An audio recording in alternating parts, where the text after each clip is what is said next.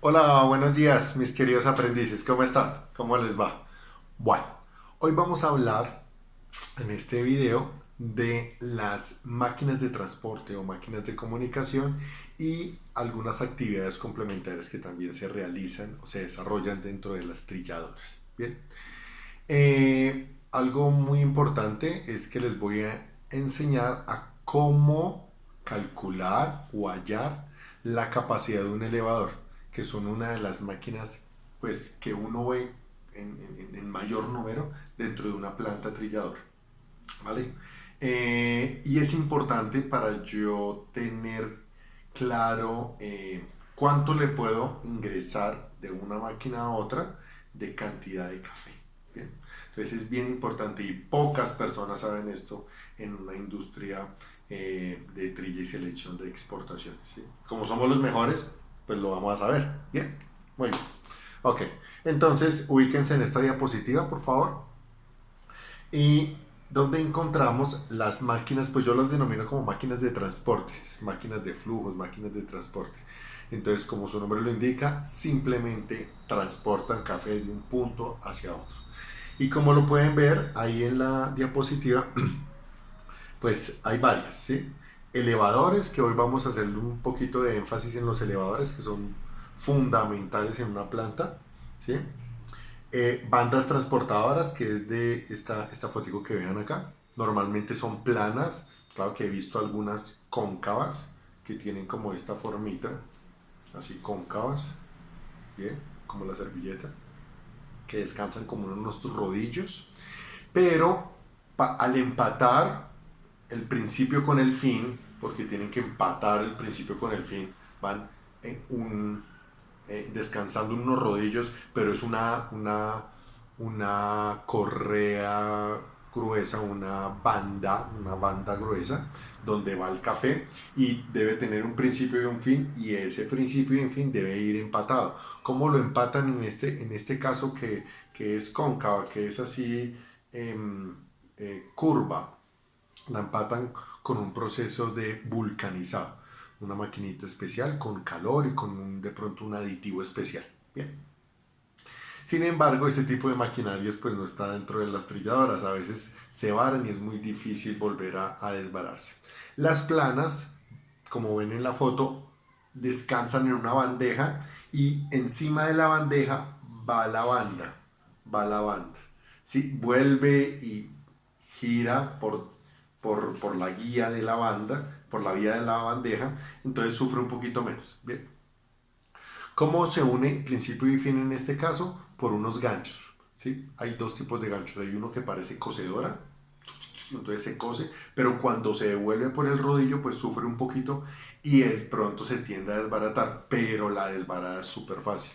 En una horita corte y vuelve y remacha y hágale. Bien. La otra es como una especie de bisagra, como en cremallera. Entonces son unos ganchos en cada una de las secciones, entran entre los ganchos y por dentro pasa una guía. Entonces queda como flexible. Entonces, cuando ella se devuelve por el rodillo, queda escualizable y no sufre tanto. Bien, también es súper fácil de poner. Son ganchos clipper, se llama, ganchos clipper. Bien. El tornillo sin fin, vamos a hacer un dibujito. El tornillo, ahí dice tronillos, es un error de forma y no de fondo, ¿no? Es tornillo sin fin. Básicamente, eh, lo usamos para llenar y desocupar algunas tolvas de almacenamiento. Entonces yo tengo este grupito de tolvas y en la parte superior tiene un tornillo sin fin. Bien. Entonces yo tengo una compuerta acá, acá y acá. Y yo puedo alimentar aquí de, por ejemplo, UGQ. UGQ. Bien, vamos a borrar esto que quedó feo. UGQ. Y aquí Supremo. Este se combina con este, no, porque este come y cae acá. Bien. Entonces puedo usar el mismo tornillo sin fin, dos calidades de café. Este cae acá y empieza a llenar y este cae acá y empieza a llenar. Bien.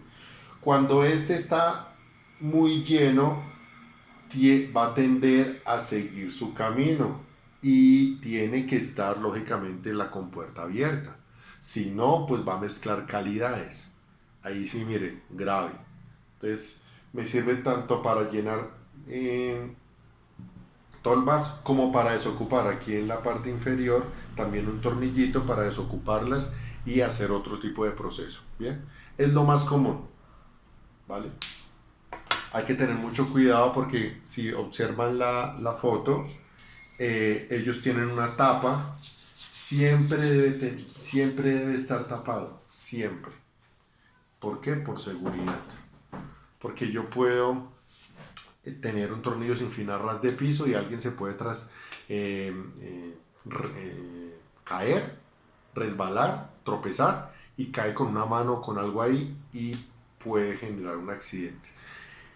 Esto tiene unas aspas que van tocando el café y lo van transportando. Normalmente es almendra. Las bandas normalmente es pergamino, aunque también he visto para almendra. Y los tornillos sin fin normalmente es para almendra. No he visto para pergamino, pero pueden existir. Bien. Entonces, con el paso del tiempo, el rozamiento entre esa espiral y el café, pues va a tener un cierto desgaste y va a generar cierto filo. Entonces, si alguien por accidente mete la mano ahí, es probable que genere una cortada importante. Entonces, por eso es importante todos los protocolos de seguridad y que esté tapado ese tipo de maquinaria de transporte. Bien, vamos a hablar un poquito de los elevadores. Los elevadores. Los elevadores podemos encontrar videitos sencillos de cómo funciona. Voy a hacer lo más gráfico posible y les voy a enseñar lo de la capacidad, que es bien importante. Bien. Bueno, entonces son elevadores de cangilones. ¿Qué son cangilones? Son como unas cucharas. Entonces yo voy a dibujar un elevadorcito acá.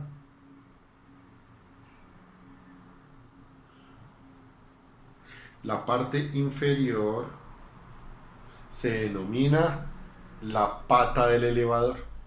La parte superior, la cabeza del elevador. Y esta parte central, el cuerpo o las patas del elevador, porque normalmente se ven solo dos tubos cuadrados, por decirlo de alguna forma, dos estructuras cuadradas que por ahí sube la banda, que son el cuerpo o las patas del elevador. Internamente, internamente hay un cilindro, tanto en la parte superior como en la parte inferior. Y dentro de ese cilindro, o pegado a ese cilindro, ya les voy a poner otro colorcito, este azulito, va una banda.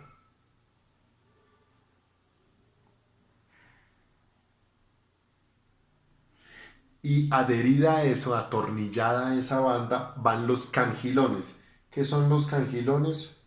Son como una especie de cuchara. Cangilones, como cajones.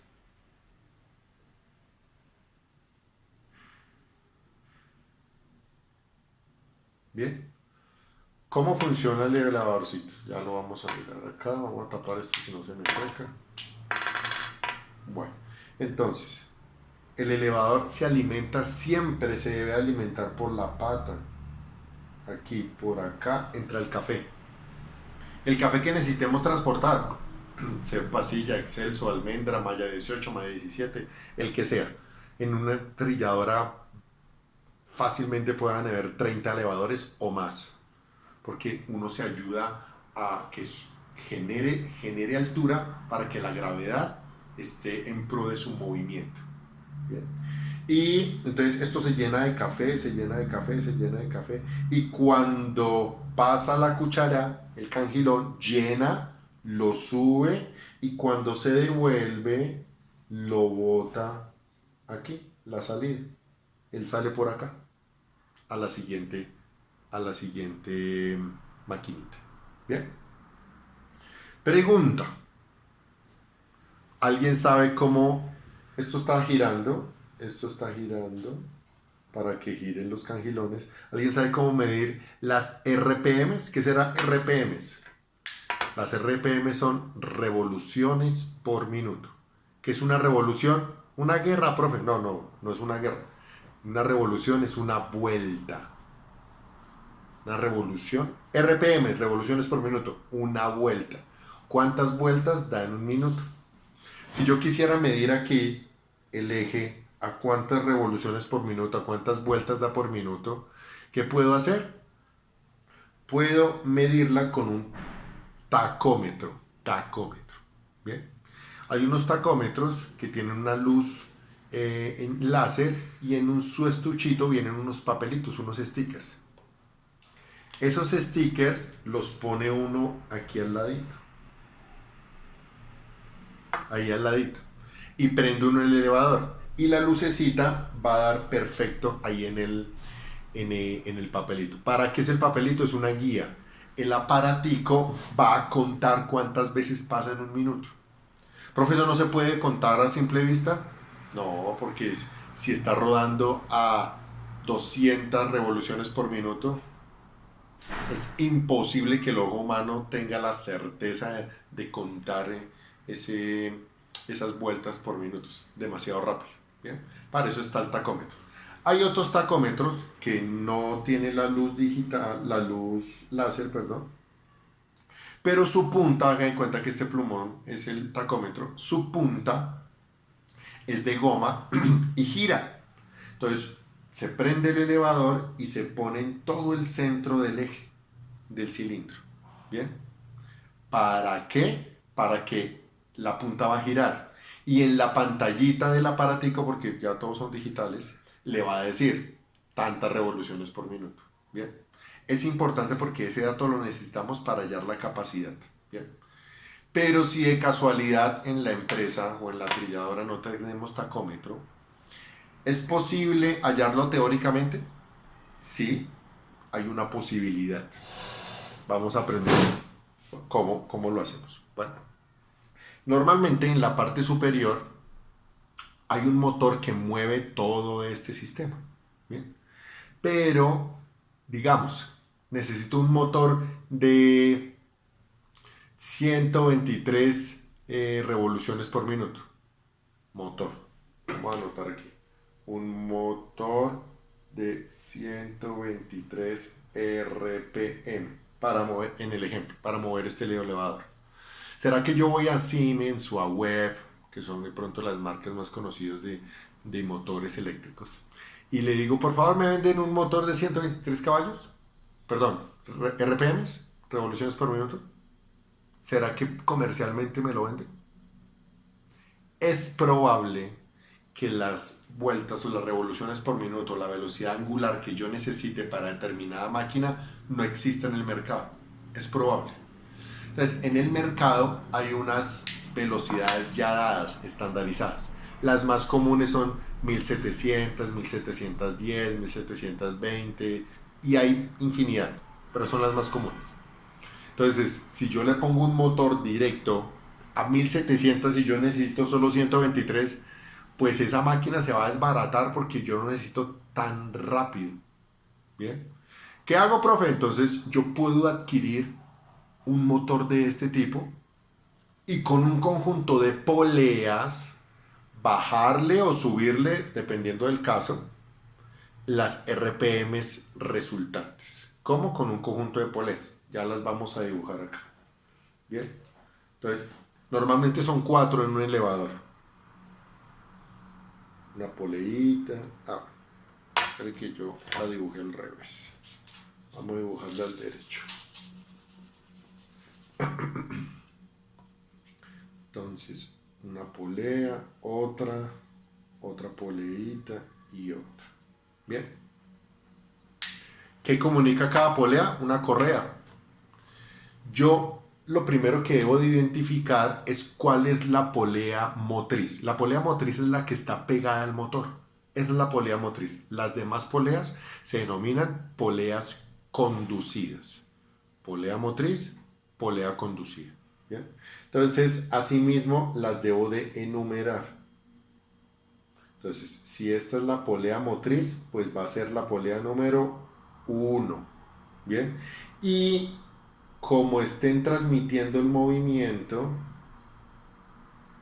asimismo,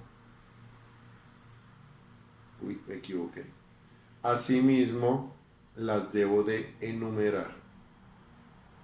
Entonces, si esta es la número 1, esta va a ser la número 2. Y esta la 3 y esta la 4. ¿Por qué? Porque así están transmitiendo el movimiento. Bien. Debo de hacer una medida. La medida del diámetro. ¿Qué es diámetro? Diámetro es la medida de extremo a extremo pasando por el centro. Eso es un diámetro. ¿Bien? O un diámetro son 2 radios, que es del centro a cualquier extremo. ¿Bien? Diámetro. De extremo a extremo pasando por el centro. Ese es el diámetro. Entonces, ¿cómo hago para yo identificar cuáles las RPM resultantes? Pues muy fácil. Recuerden, aquí está la polea motriz y hay 4 diferentes poleas, pero en la polea número 4, en la última, está pegado el eje del elevador, este. ¿Para qué? Para yo poder bajar o subir las RPM. Eso depende de qué tipo de motor compré. ¿Sí? Normalmente es para bajar. ¿Listo? Entonces, ¿cuál es la formulita? Muy fácil. Entonces, para que la anoten, por favor. Ahorita tengo que borrar porque tengo un tablerito muy chiquito. Revoluciones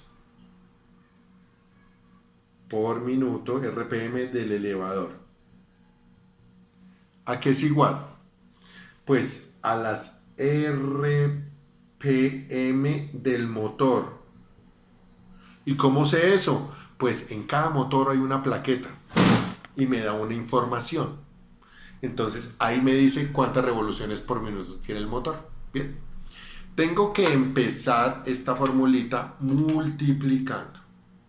Atención, multiplicando. Entonces aquí siempre el primero va a ser por, multiplicando por el diámetro de la polea 1. ¿Cómo lo mido? Pues cojo una cuerdita, una piola, una pita, una cuerdita y la mido. ¿Cuánto mide de aquí a acá? Y la pongo en una cinta métrica o en un metro, un flexómetro, una regla. Breve, ¿cierto? Dividido, siguiente. Dividido el diámetro de la polea 2 por el diámetro de la polea 3 dividido el diámetro de la polea 4. ¿Estamos? Si se dan cuenta, esto es un principio físico. Primero multiplico, después divido, primero multiplico y después divido. Así, intercalados. Si se dan cuenta, yo dibujé las poleas 1 y 3 más pequeñitas. ¿Por qué? Porque son las que están multiplicando. Y la polea 2 y 4 más grandes. ¿Por qué? Porque son las que están dividiendo. El resultado que me va a pasar va a mermar, va a bajar las revoluciones por minuto originales del motor. Quiere decir que las revoluciones por minuto del elevador que está pegado a esta polea número 4 acá va a ser más bajita con respecto a las de mi motor original. Bien. Entonces ya sabemos cómo hallar las revoluciones por minuto del elevador. Con un tacómetro, ya sabemos que hay 2 clases, o teóricamente. ¿Bien? Ya la tenemos clara. Como ya sabemos eso, les voy a enseñar cómo hallar la capacidad de un elevador. ¿Bien? Entonces, siguiente título, capacidad de un elevador. Profe, ¿cómo así capacidad? ¿Qué hace un elevador? Pregúntese, ¿qué hace un elevador? ¿Qué le dice la lógica del café? Pues elevar, ¿sí o no? O sea, ¿en qué unidades se expresa la capacidad de un elevador? Si eleva, pues en una unidad de masa o volumen por una unidad de tiempo. Me explico, mi elevador tiene capacidad de 1000 kilos por hora. ¿Bien? ¿Cuánto va a elevar y en cuánto tiempo? ¿Estamos? 1000 kilos hora, 100 gramos por segundo, 1 tonelada al día, una unidad de masa por una unidad de tiempo. Bien, entonces, siguiente, vamos a hacer paso a paso para la capacidad de un elevador. ¿Listo? A poquitas personas que saben eso y ni siquiera, y que trabajan en trillador y no saben eso. Y importantísimo en un flujo de, de, de producción en una trilladora. Entonces, capacidad del elevador.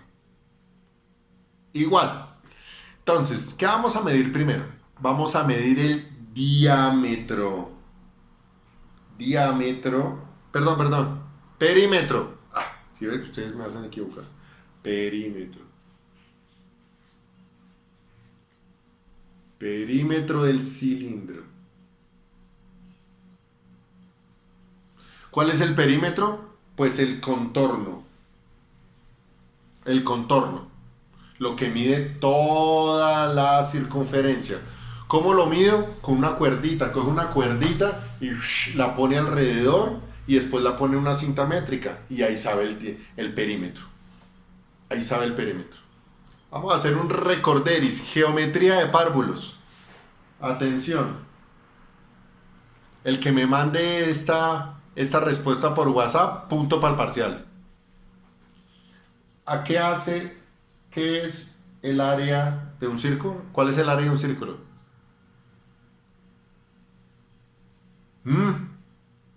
Tuviera en el salón, mejor dicho.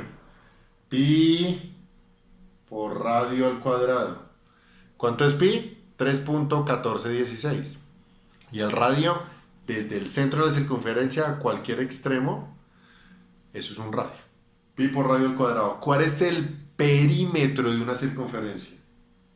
Yo se lo perdono a los más viejitos, pero a los más jóvenes no los perdono. Perímetro. 2 pi por el radio. O pi por el diámetro, es lo mismo. ¿Listo? Recordéis de geometría de párvulos.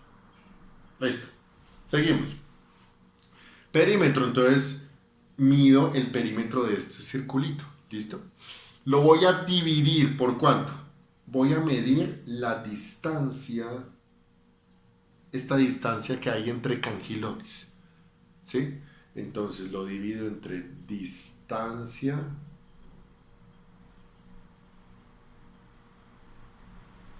entre cangilones. Lo divido entre esta distancia. Póngale pues cuidado que quiero que pensemos un poquito. Si yo tengo un bulto de manzanas y lo divido por los que estamos en el salón de clase, ¿sí? ¿Qué me da el resultado? Pensemos un momentico. ¿Qué me da el resultado? Número de manzanas dividido personas del salón. ¿Qué me da? Levante la mano. Me da número de manzanas por cada persona. ¿Cuántas manzanas le va a corresponder a cada compañerito? ¿Listo? Para que comamos manzanita. Bien. Vamos a pensar un poquito. ¿Qué me da el perímetro de este cilindro dividido la distancia entre cangilones? ¿Qué me da? Paren el video y piensen. Paren el video y piensen un momentico. ¿Qué me da? Porque yo ya les voy a decir, que me queda muy largo el video. ¿Qué me da? Pues me da los cangilones por perímetro. ¿Cuántos cangilones le caben en un perímetro? O lo que es lo mismo, ¿cuántos cangilones en una vuelta? ¿Cierto? ¿Tiene lógica? La lógica del café. Bien. Multiplicamos aquí por las RPM del elevador. Las que hallamos o teóricamente midiendo el diámetro de las poleas o las que hallamos con el tacómetro. Recuerden que ya la sabemos hallar. ¿Listo? Cojo este cangilón, eso está atornillado, se puede desatornillar, lo lleno de café de la calidad que vaya a elevar. si eleva pergamino, si eleva pasillas, si eleva excelso, si lleva malla 18, malla 12, malla 13, lo que vaya a elevar, dependiendo de la calidad, lo lleno full y peso ese café. O se hace peso, pongámosle kilos o gramos de café por cangilón. ¿Cuánto le cabe en gramos o en kilos? ¿Listo? Y por último, lo voy a poner aquí abajito porque se me terminó el tablero. Por último, lo voy a multiplicar por 0.8 aproximadamente. Recordemos, si yo multiplico algo por un número que está entre 0 y 1, ¿qué es? Un porcentaje. Recordemos, muchachos. En este caso yo estoy diciendo que esta capacidad de mi elevador es 80% eficiente. ¿Sí? ¿Y por qué no es 100%? Fácil. Porque cuando aquí llena, el cangilón no llena 100%. Y cuando bota el café, no lo bota todo. Bota la mayoría. ¿Por qué? Porque algún grano se va a devolver por acá. Entonces yo tengo que hacer un ajuste, un factor de corrección de eficiencia. Es eficiente un 80% aproximadamente. ¿Sí? Eso se puede medir, sí, pero pues en otra charlita hablamos de ese temita. ¿Listo? Entonces, pregunta de taller. La altura de un elevador, al contrario, la capacidad de un elevador depende de su altura. Si es más alto, es más grandote, ¿tiene más capacidad? No, negativo, falso de toda falsedad. Si se dan cuenta, les acabé de indicar, la capacidad de un elevador no depende de su altura. Pregunta de taller, miren, ahí les adelanté otra pregunta del taller.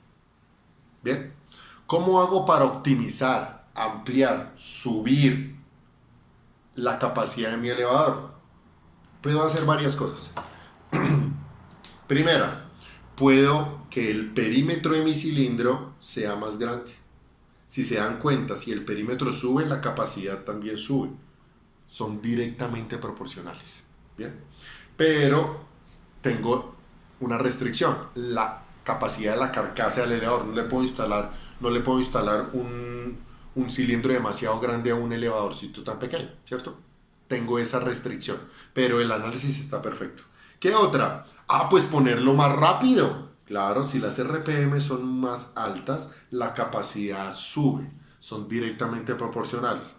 Eso funciona, claro, pero si yo pongo esto demasiado rápido, al botar el café, ¿sí? Al subirlo y al desarrollar ese movimiento de salida, puede que esté demasiado rápido, y como está demasiado rápido, la fuerza centrípeta lo tire el café hacia el centro.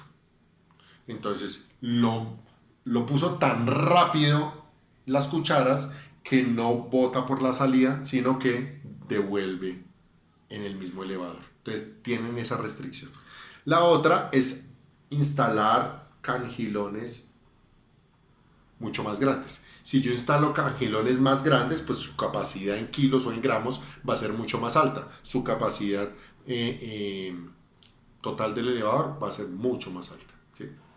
Pero no puedo instalar un cangilón así de grande en una carcasa así de pequeña del elevador, ¿cierto? El elevador es así, no le puedo instalar un cangilón así. Entonces tengo esa restricción, ¿bien?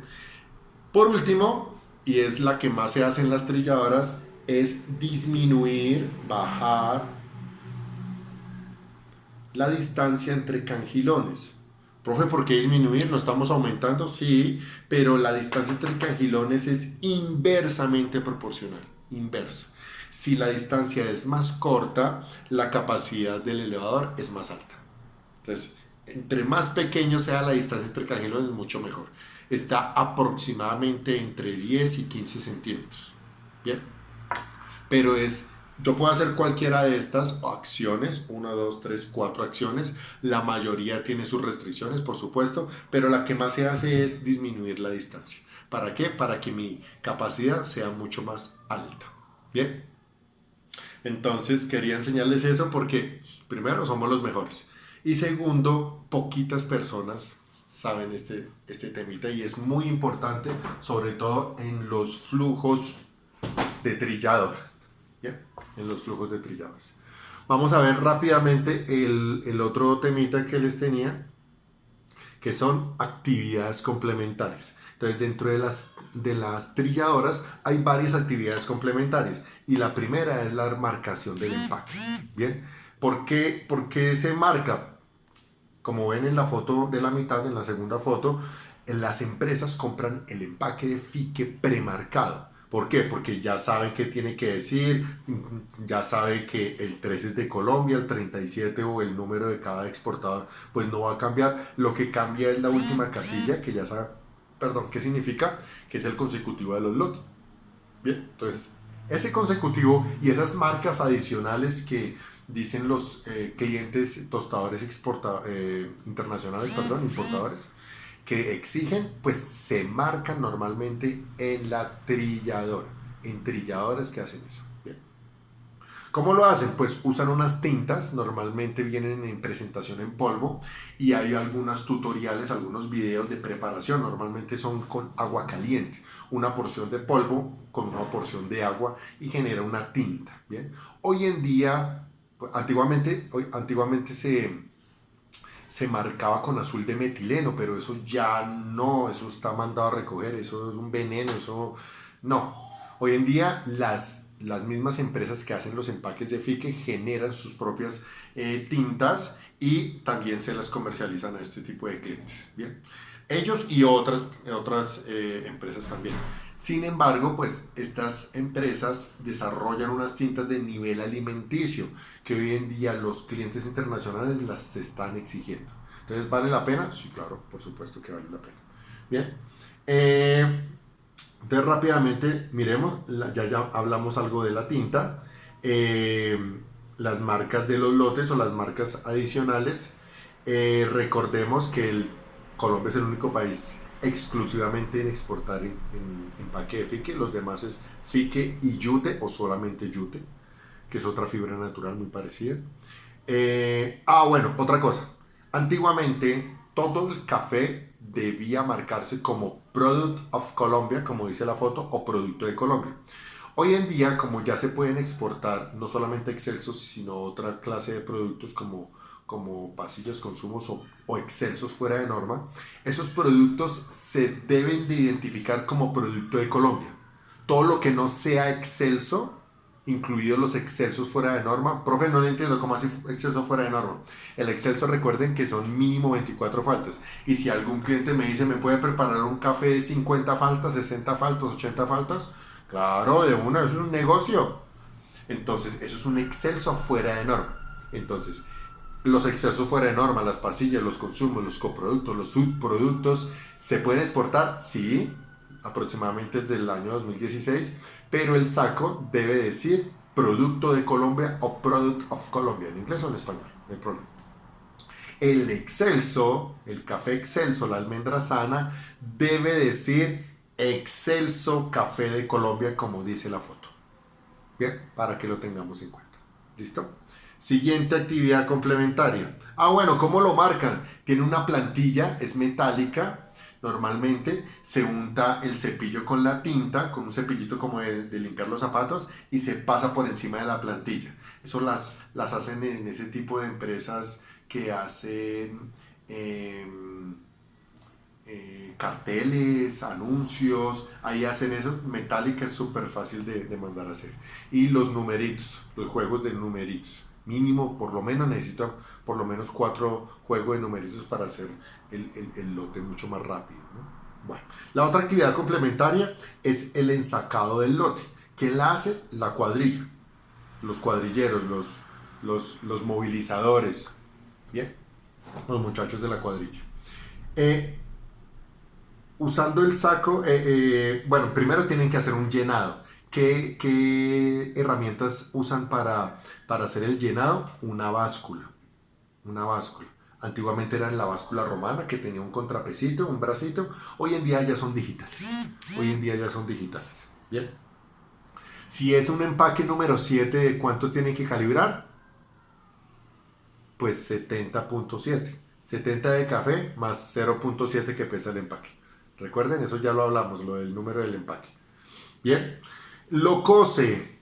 Lo cose, hay una maquinita muy moderna, en las trilladoras no hay tan modernas, pero es muy parecida. De 2 hilos, una máquina industrial, como coser un saco de cemento o un saco de azúcar o un saco, en este caso, de café o comida para animales, igualito. De 2 hilos, normalmente son blancos, es lo más común. Hay algunas empresas de altísima calidad que le ponen algún colorcito, pero pues ya es un plus de alta calidad, no es más. Normalmente es blanco. Bien. Y entonces es calibrado, cocido y arrumado. Entonces, dependiendo de cómo tienen en la empresa pintado pues en el piso o sus estivas, lo van a arrumar en cabecitas de A5, como está ahí, para que lo coja el montacargas. Creo que la mayoría de empresas no tiene. O en arrume a la negra o al negro. O al arrume negro, perdón. ¿Qué significa eso? Uno encima del otro. Sí, yo también no me explico por qué se llama así, pero así se llama. Uno encima del otro. Entonces, yo en la trilladora Europa tenía una cabecita de 5 y venía 2 lastras a rome negro. O sea, uno encima del otro. ¿Para qué? Para que sea chuzable. Es importante que sea chuzable. Si no es chuzable, pues el analista no puede entrar con la sonda para sacar la pequeña porción y poder analizar su café. Debe de ser chuzable. ¿Listo? Entonces, bueno, digamos que ahí seguía el proceso de análisis de producto terminado, pero con este grupito ya tocamos ese temita con anterioridad. Entonces, muchachos, me alegra saludarlos. Un abrazo. Está pendiente otro temita y ya con esto damos fin a la formación. Entonces, estamos atentos. Adiós, Dios los bendiga, un abrazo y no olviden que somos los mejores.